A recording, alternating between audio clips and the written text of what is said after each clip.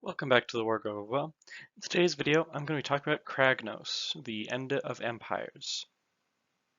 Before we get started, I'd like to mention that I have a Discord. It's a fun place to hang out and interact with me and other people who enjoy my content or just want to talk about Age of Sigmar, share painting, and just generally talk about the hobby. So if that's something that interests you, the link to that will be in the description. And also, I also have started a Patreon. I don't expect that to go anywhere as of right now. I just thought I'd set that up. There's a few benefits in there as of right now, but really it's just there for in the future when I can start doing this channel a little bit more full time and support myself. But anyway, without further ado, let's get started. Kragnos, the End of Empires, comes in at 720 points, about 20 points cheaper than Teclis and his Magical Cat. For stat lines, he has a degrading move chart that starts at 10 inches. He has 10 bravery, 18 wounds, and a really good save at 2 up. So he's a pretty tough boy. He only has melee profiles. He's got 3. You got the Dread Mace, a 3-inch reach, 6 attacks, 3s to hit, 3s to wound, 3 rend, 4 damage. And then the Tusk Breaker, 1-inch reach, 3 attacks, 3s to hit, 2s to wound, 2 rend, d3 damage. Then it is the Hooves of Rack and Ruin. They have a degrading chart for attacks, and they hit on 3s, wound on 2s, 1 rend, 2 damage. Now there is a few unique abilities for Kragnos. For starters, he can be included in any destruction army and is considered a general even if he is not selected as the general. And then at the end of any phase, roll a dice for every unit and defensible terrain within 6 inches. If it is greater to or equal to the Bellow of Rage value in the chart, deal d3 mortal wounds, or if it's terrain, demolish the terrain piece.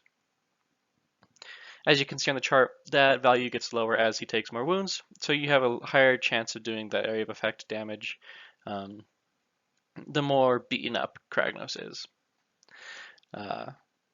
Next, Kragnos can reroll charge rolls and hit rolls while within 12 inches of any Stardrake, Dracolith, Draconith, or Dracoline units. Basically, any of the Stormcast dragons, Kragnos does a little bit better when he's against them. So that's kind of neat, I guess. Not really powerful enough to counter the really scary dragon lists that are going on right now with Stormcast dragons, but still, it's a good incentive and a good buff. Next, he gives a +1 bravery for all destruction wholly within 12 inches. This is good considering most destruction does not have high bravery, so that's nice, but as with anything to do with bravery, it's not all that impactful. Next, Kragnos has a little bit of an interesting spell ward. It's not a spell ward in the sense that it's just one dice. What you do is you roll 3d6, and if it's greater than the casting value of the spell, then that spell is ignored. So nice. He's not very easy to affect with spells. Next, here is his big thing. This is kind of what everyone talks about. After charging, you roll a dice, or you can choose to roll a dice for every unit within 1 inch, or you can pick one monster within 1 inch and roll 2d6. If you pick the every unit within 1 inch on a 2-up, you do d6 mortal wounds. Pretty great. If you pick the monster within 1 inch, you roll 2d6, and then on a 7, nothing happens. On any other value, the monster suffers mortal wounds equal to the 2 values of the dice multiplied. So for an example, if you roll a 4 and a 6, you deal 24 mortal wounds. So that is really strong, or has the potential to be really strong. Of course, it gets exponentially better the higher values you roll.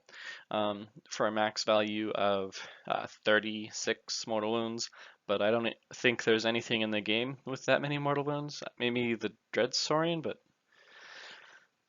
I don't even know if the Dread Saurian is in Legends or not. Forge World is weird. Anyway, so there's a few different ways to look at this. You can, if you're up against a monster and it's a really high value monster, you could just try and delete it, which is very strong. or you can get that area of effect, just kind of spread that damage out, um, and that might be more valuable. Kragnos has a decent sized base, so you can tag a few different units in there if you position it right. But yeah,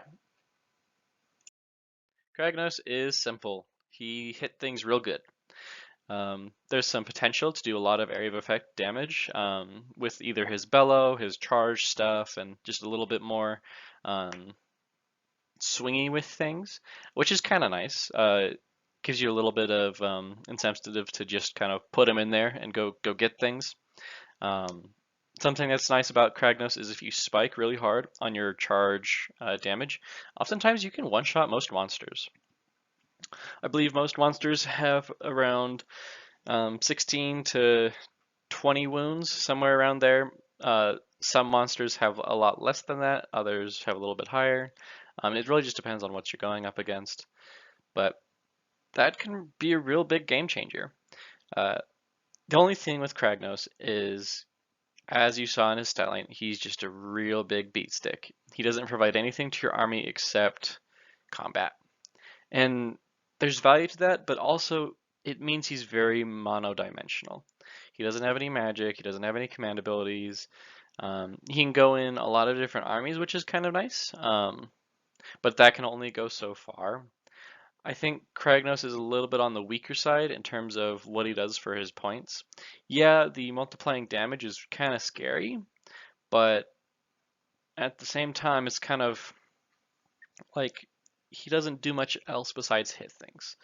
So you just kind of have to take that with a grain of salt. Kragnos is great. He's cool. It's an awesome centerpiece model. If you are all about destruction and you want this guy, go ahead, pick him up. He's really cool. I think he is a little bit on the weak end of the god tier models, though. I definitely think that there are some better options out there. Well, that was the quick little review of Kragnos. Before we end the video, I just wanted to say we are very, very close to 1,000 subscribers, which is awesome. When we hit that mark, I will go ahead and release a video of me showcasing my Sylvaneth. And maybe some other models if that's what you guys would like. I have 3 armies right now. All of them are at 2,000 points, give or take. I've got Daughters of Cain, ushered Bone Reapers, and then Sylvaneth. Sylvaneth, of course, is my primary army. They are my babies. If you couldn't tell by the content I upload. So if there's a specific army you'd like to see or a model that I might have painted, go ahead and leave that in the comments below. But it'll be really exciting, and I'm very happy with how this channel and this community has grown. So thank you all for that. If you've enjoyed this video, please leave a like or a comment, and if you enjoy the type of content I upload, consider subscribing. This has been the Wardgrove of Well. I'll talk to you guys next time.